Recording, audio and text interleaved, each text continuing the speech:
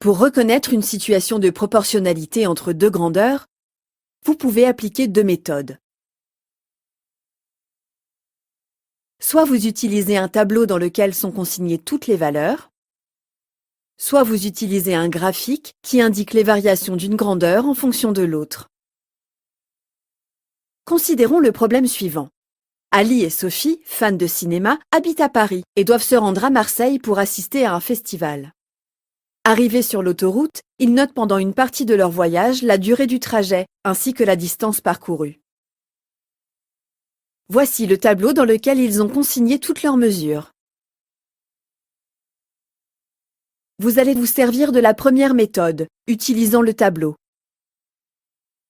Étape numéro 1. Vous calculez les rapports, c'est-à-dire que vous divisez les valeurs d'une ligne par les valeurs correspondantes de l'autre ligne.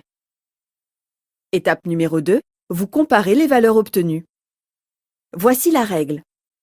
Si tous les rapports sont égaux, alors les deux grandeurs sont proportionnelles. Si les rapports ne sont pas tous égaux, alors les deux grandeurs ne sont pas proportionnelles. Revenez à votre exercice et calculons les rapports. Ici, vous choisissez de diviser les valeurs de la seconde ligne par celles de la première ligne. Ainsi, 6 divisé par 4 est égal à 1,5. 9 divisé par 6 est égal à 1,5. 15 divisé par 10 est égal à 1,5. Et 18 divisé par 12 est égal à 1,5.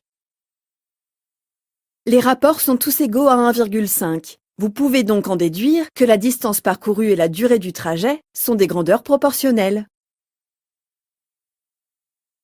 On rédigera ainsi. Les rapports sont égaux, donc la distance parcourue et la durée du trajet sont deux grandeurs proportionnelles. Le nombre obtenu, ici 1,5, est appelé coefficient de proportionnalité. Ce nombre permet de calculer les valeurs d'une grandeur quand on connaît l'autre.